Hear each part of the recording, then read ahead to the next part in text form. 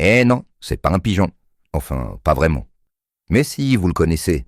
Ce lover compulsif qui se jette dans une relation comme un pigeon sur une vieille baguette, fort, vite et sans aucun discernement. On l'appelle le pigeonnard. Mi-canard, mi-pigeon, 100% cœur d'artichaut, ils tombent amoureux tous les deux vendredis. Un regard, il veut déjà la présenter à sa mère.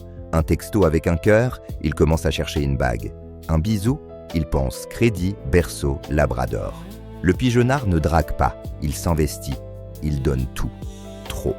Et souvent pour des partenaires qui, elles, ne demandaient qu'un café, pas une simulation de vie conjugale sur 6 mois. Son problème ?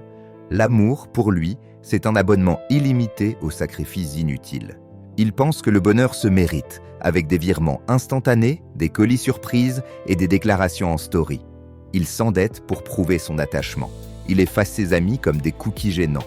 Il devient l'ombre de sa dulcinée, un GPS émotionnel programmé sur où tu veux, quand tu veux. Jaloux ? Non, juste possessif à la limite de la captivité.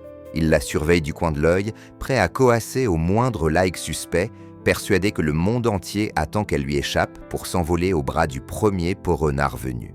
Le pigeonnard vit dans la peur permanente de l'abandon, qu'il camoufle sous des bouquets de fleurs et des textos longs comme des thèses de doctorat.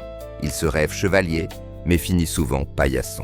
Et pourtant, on ne peut pas vraiment lui en vouloir, parce que derrière ce plumage de pigeon, il y a une bête sincère, qui croit encore que l'amour peut tout réparer, même les dégâts qu'il provoque lui-même.